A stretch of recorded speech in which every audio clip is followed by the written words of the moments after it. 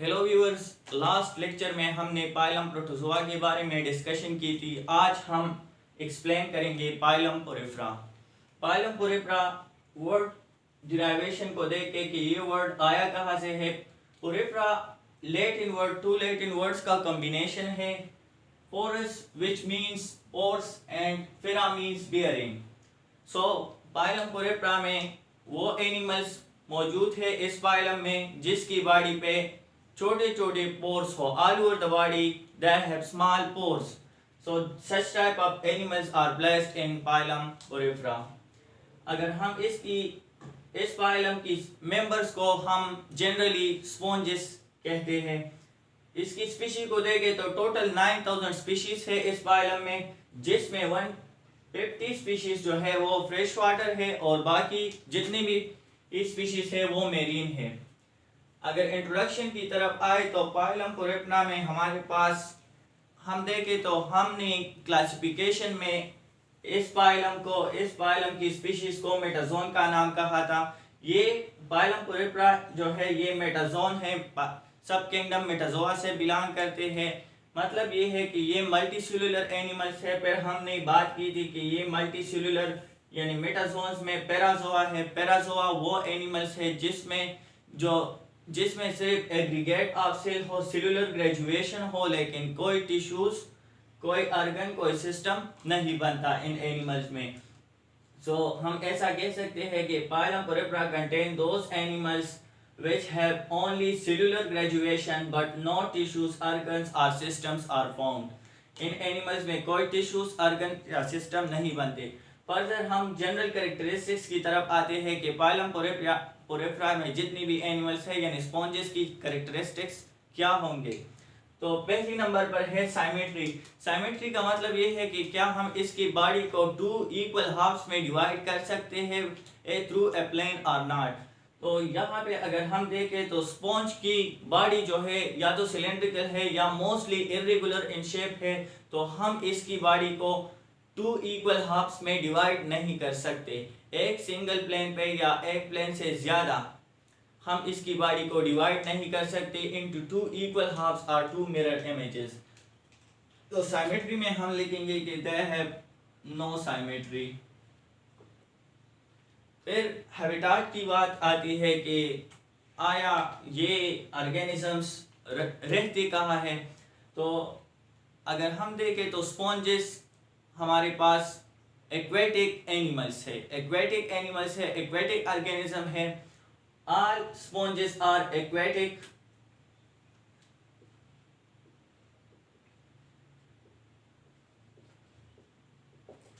फिर aquatic environment में भी ये स्पॉन्जेस 2 तरह की एनवायरनमेंट को अपनाते हैं। 2 तरह की एनवायरनमेंट्स में रहते हैं। एक एनवायरनमेंट है फ्रेश वाटर और दूसरा है मेरीन वाटर। तो हमने स्टार्ट में बात की कि टोटल 9000 स्पीशीज है। उन 9000 स्पीशीज में 150 स्पीशीज जो है वो फ्रेश वाटर है और इस 150 फ्रेश वाटर स्पीशीज के अलावा जितनी भी स्पीशीज हैं वो मेरीन हैं। तो यहाँ पे मैं लिख सकता हूँ कि एक्वेटिक में ये fresh water and marine water दोनों एनवायरनमेंट्स में ये पाए जाते हैं। फिर अगर बॉडी साइज की बात आती है, बॉडी साइज में फ्यू मिलीमीटर से 1 मीटर तक, अप टू 1 मीटर हमारे पास स्पॉन्जेस देखे गए हैं। तो बॉडी साइज वेरिएबल है, कुछ बहुत छोटे हैं फ्यू मिलीमीटर से लेके कुछ बड़े हैं। कितने जो सबसे बड़ा स्पॉन्ज है वो 1 मीटर तक देखा गया है। अगर बॉडी शेप की बात करें तो ये तो या सिलेंड्रिकल है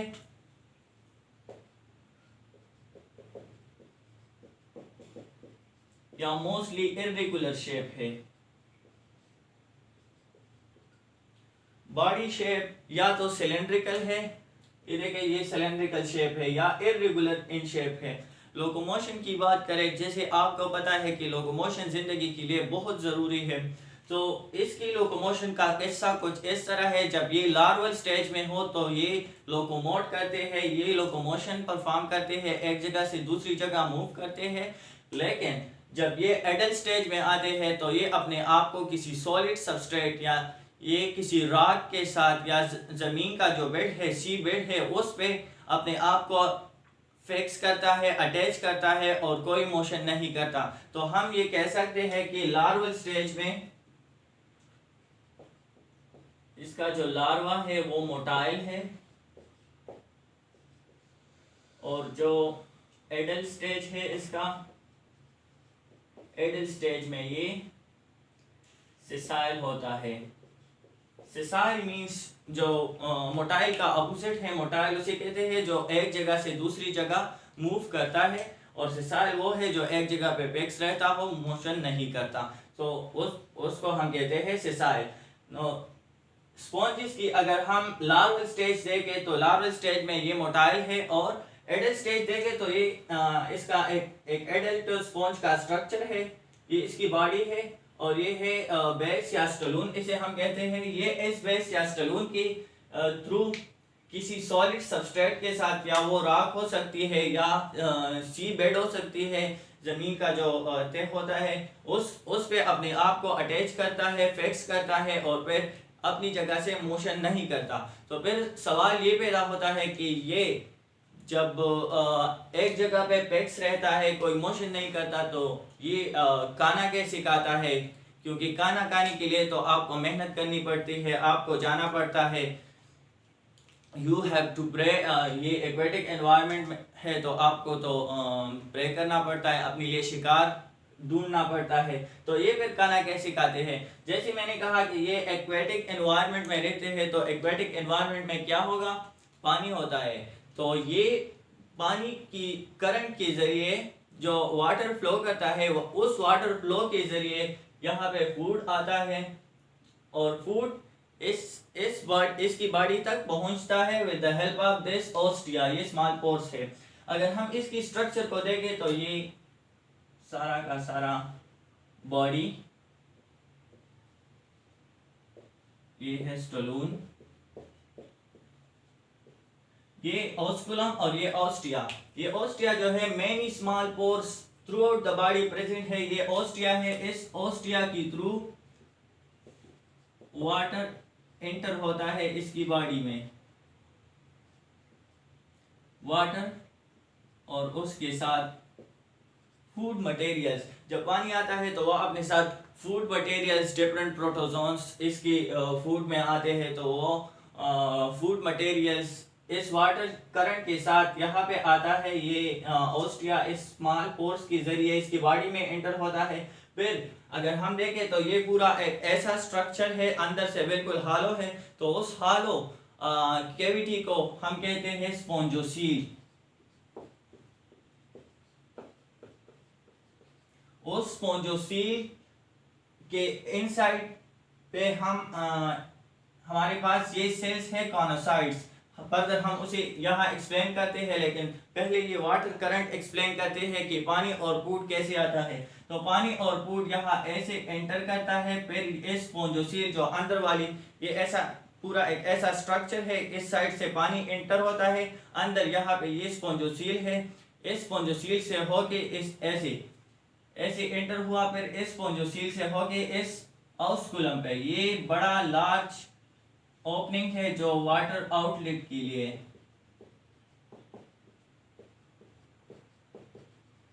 वाटर आउटलेट जो पानी बाहर जाता है तो वो इस ओस्कुलम के थ्रू बाहर जाता है। तो ये तो जनरल फिजिक थी स्पॉन्जेस के केस में।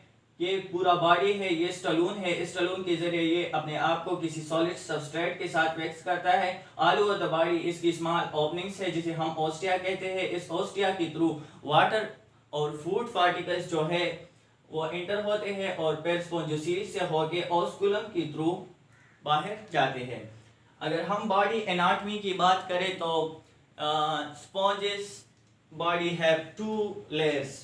अगर हम ये जगह जूम करें, लेट्स जूम दिस प्लेस, अगर हम यहाँ से ये जगह काटते और इसी माइक्रोस्कोप के नीचे देखें तो हम इसकी बॉडी एनाटॉमी का अंदाजा लगा सकते हैं। अगर हम इसे देखें तो हमारे पास two layers, we can find two layers. एक है यहाँ पे हमारे पास टू लेयर्स है, तो स्पॉन्जिस की टू लेयर्स बॉडी है, एक आउटर लेयर है एक इनर लेयर है। इस आउटर लेयर को, ये वाला आउटर लेयर को हम कहते हैं पिनेकोडर्म। पिनेकोडर्म इसे इसलिए कहते हैं क्योंकि ये जो सेल्स है ये इन सेल्स से बना है जिसे हम कहते हैं पिनेकोसाइट्स।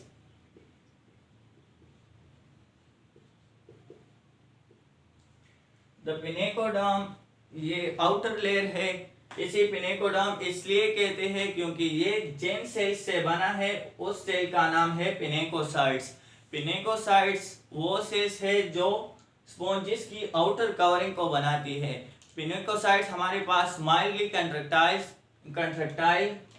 सेल्स है, जो ये कंट्रैक्ट होते हैं तो स्पॉन्ज का शेप भी चेंज हो सकता है, होता है इसकी कंट्रैक्शन से।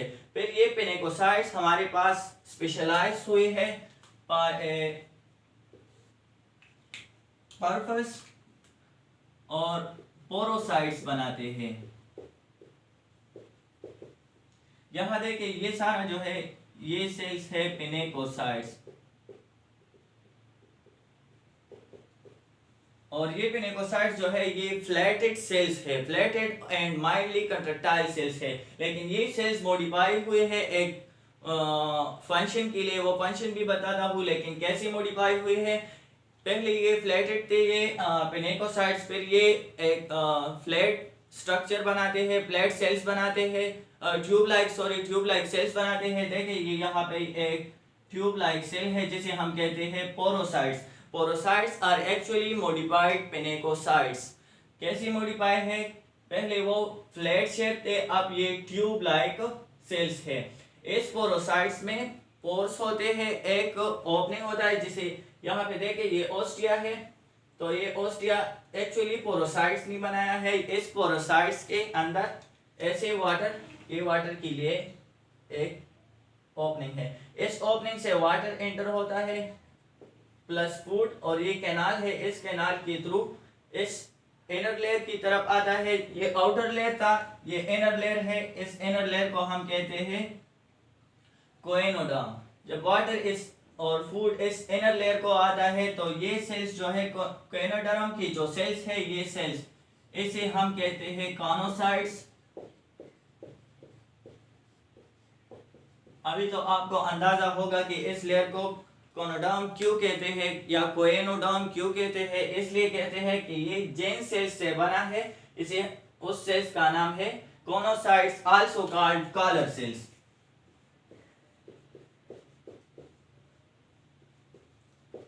इस कॉनोसाइट्स को या कोएनोसाइट्स को कॉलर सेल्स क्यों कहते हैं, क्योंकि इसकी अपीयरेंस को देखें तो यहाँ पे एक कॉलर शेप स्ट्रक्चर बना है, और ये कॉलर शेप स्ट्रक्चर किस चीज का है, ये माइक्रोट्यूब्यूल्स है, साइटोप्लाज्मिक एक्सटेंशंस है। इस साइटोप्लाज्म से माइक्रोट्यूब्यूल्स एक्सटेंड हुए हैं और एक नेट लाइक स्ट्रक्चर बनाया है ऐसे।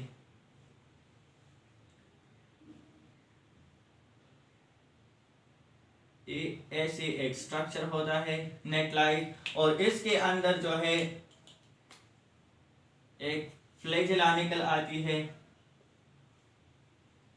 तो इस जगह को हम कहते हैं कॉलर, और इस कॉलर की वजह से हम कॉनोसाइट्स को कॉलर सेल्स कहते हैं। तो जब food particles water along with food particles यहाँ आते हैं तो ये सेल्स जो है इसे फिल्टर करते हैं। ये देखें ये कॉलर जो है बिल्कुल एक नेट लाइक स्ट्रक्चर है, और ये चांदनी का काम करते हैं, वाटर से फूड पार्टिकल्स को ट्रैप करते हैं यहाँ पे, और वाटर पे ऑस्कुला के जरिए इस यहाँ के बाद यहाँ पे हमारे पास क्या है, स्पॉन्जोसील है, उस स्पॉन्जोसील से होके ऑस्कुला की तरफ वाटर मूव करता है और बाहर निकलता है, और फूड पार्टिकल्स जो है वो यहाँ पे ट्रैप हुए हैं। ये फूड पार्टिकल्स फर्दर ये ऊपर की तरफ भेजता है। जब फूड पार्टिकल्स ऊपर की तरफ भेजता है तो यहाँ पे अभी देखें इन दो लेयर्स के दरमियान ये जगह जो है इसे हम कहते हैं Mesoglea. Mesoglea is a gelatinous layer between the pinecoderm and coenoderm. ये लेयर हमारे पास क्या है? gelatinous.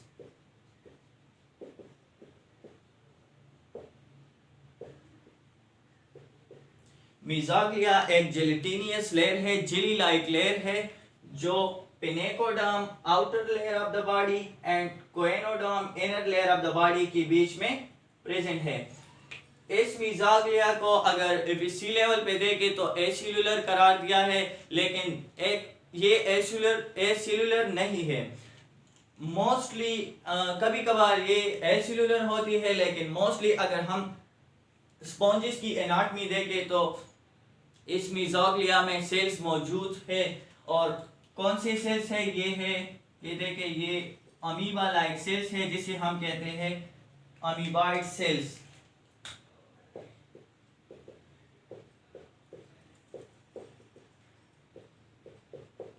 अमीबाइड सेल्स इसे इसलिए कहते हैं क्योंकि इसका शेप और बिल्कुल अमीबा की तरह है, इसलिए हम इसे अमीबाइड सेल्स कहते हैं.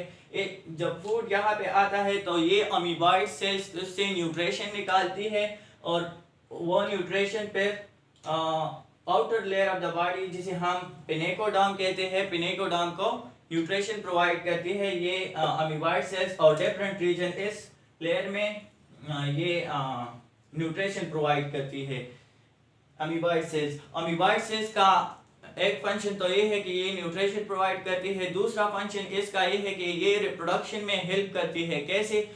क्योंकि ये तो स्पॉन्जेस है, इसमें तो ना मेल होता है ना फीमेल सेक्स होता है. तो ये अमीबाइड सेल्स अपनी बॉडी में अमीबाइड सेल्स अपनी फिजिक में, अपनी फिजियोलॉजी में कुछ ऐसी चेंज करती है कि ये या तो एक बनता है जिसे हम ओवम कहते हैं, या इससे स्पर्म बनता है. तो फिर वो एग और स्पर्म एक दूसरे को फर्टिलाइज करते हैं.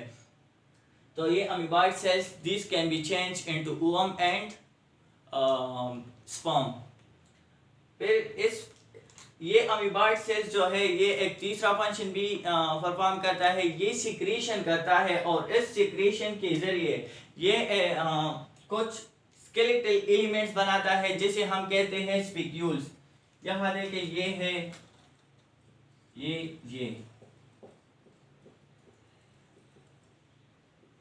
ये स्पिक्यूल्स है. स्पिक्यूल्स जैसे हमारी बॉडी में स्केलेटन है, इसी तरह इसकी बॉडी में ये स्पिक्यूल्स है. जिस तरह हमारी बॉडी में जो स्केलेटन है वो हमें सपोर्ट प्रोवाइड करती है, इसी तरह स्पॉन्जेस की बॉडी में ये स्पिक्यूल्स है, और स्पिक्यूल्स इसे सपोर्ट प्रोवाइड करते हैं. Spicules are formed by the secretion of amoeboid cells. और ये मोस्टली जो है कैल्शियम कार्बोनेट से बने होते हैं. कैल्शियम जिसे हम कहते हैं कैल्केरियस स्पिक्यूल्स. और भी इसकी कंपोजिशन है, डिफरेंट टाइप्स ऑफ कंपोजिशन है, लेकिन मोस्टली अगर हम स्पॉन्जेस देखें तो ये स्पिक्यूल्स जो है कैल्केरियस होते हैं, कैल्शियम कार्बोनेट से बने होते हैं. So these are the two layers of the sponge's body. The outer layer is called the pinecoderm or pinacos, जो pinecocytes से बने होते हैं, and the inner layer is called coenoderm or coenocytes, या इसे हम कोनोसोम्स इस लेयर को भी कहते हैं, जो कोनोसाइट लेयर से सेल से बना है. Between the pinecoderm and coenoderm we have a gelatinous layer जिसे हम कहते हैं जेलेटिनियस लेयर, जिसे हम मीज़ोग्लिया कहते हैं. उस मीज़ोग्लिया में अमीबाइड सेल्स प्रेजेंट है. वो अमीबाइड सेल्स रिप्रोडक्शन में भी काम करता है, न्यूट्रिशन में भी काम करता है, और सपोर्ट में भी काम करता है. सपोर्ट में कैसे काम करता है? क्योंकि ये कैल्शियम कार्बोनेट सिक्रीट करता है, और उस कैल्शियम कार्बोनेट से ये स्पिक्यूल्स बनाता है, या मैग्नीशियम सल्फेट भी सिक्रीट करता है जिसे मैग्नीशियम स्पिक्यूल्स भी बनाते हैं. तो ये स्पिक्यूल्स पे सपोर्ट देते हैं. पिनेकोडर्म का क्या काम है? क्योंकि ये स्पॉन्जेस की बॉडी शेप जो है वो चेंज करता है, वो कंट्रोल करता है. कभी स्पॉन्ज एक किस्म की होती है, कभी कंट्रैक्ट होती है अपनी बॉडी को, कभी रिलैक्स करती है अपनी बॉडी को. तो ये स्पॉन्जेस का काम है. इसमें जो पोरोसाइट्स है ये वाटर एंट्रिंग को कंट्रोल करती है, कि जब इसकी बॉडी को वाटर की ज़रूरत होती है तो ये पोरोसाइट्स जो है अपने पोर्स को ओपन करता है. क्योंकि मैंने बात की थी कि ये कंट्रैक्टाइल है, तो इसकी कंट्रैक्शन और रिलैक्सेशन से इसकी जो ओपनिंग है, ये पोर है, ये ओपन होता है और क्लोज होता है इसकी कंट्रैक्शन और रिलैक्सेशन से। तो हम कह सकते हैं कि ये वाटर इन करंट या वाटर एंटरिंग या वाटर इनलेट को कंट्रोल करता है। ये सेकंड लेयर जो है इनर लेयर कॉनोसाइट्स, ये फूड पार्टिकल्स को फिल्टर करता है। किस चीज़ से? वाटर से, क्योंकि जब वाटर आता है तो उसमें फूड पार्टिकल्स होते हैं, चाहे वो प्रोटोजोन्स हो या फर्दर या कुछ बैक्टीरिया हो, उसे ये फिल्टर करता है with the help of this mesh like या नेट लाइक कॉलर, और फिर फर्दर उसी प्रोसीड करता है ऊपर उस फूड को जेलेटिनियस लेयर की तरफ और वाटर को भेजता है। यहाँ पे अगर देखें तो ये फिर इसकी नीचे स्पोंजोसील होंगी, तो उस स्पोंजोसील की तरफ वाटर को भेजता है और फिर उस स्पोंजोसील से वाटर इस ऑस्कुलम के जरिए बाहर निकलता है। So this was all about the general introduction and characteristics of sponges, जिसे हम पाइलम पुरेफ्रा में रखते हैं स्पॉन्जेस को। और फिर हमने उसकी बॉडी शेप के बारे में बात की कि उसकी अगर हम फिजिक को देखें तो किस तरह एक स्पॉन्ज दिखेगा। उसमें छोटे पोर थे उसे हमने ओस्टिया का नाम दिया, और जो लार्ज पोर है, सिंगल लार्ज पोर है on the top of the body, उसे हमने ओस्कुलम का नाम दिया। फिर हमने बॉडी एनाटॉमी पढ़ी, पिनेकोडर्म, क्वेनोडर्म एंड उसके बीच में मेसोग्लिया। सो इंशाल्लाह नेक्स्ट वीडियो में हम फर्दर इसकी न्यूट्रिशन के बारे में, डाइजेशन और सर्कुलेशन के बारे में पढ़ेंगे और रिप्रोडक्शन के बारे में डिस्कशन करेंगे। थैंक यू, अल्लाह हाफिज़।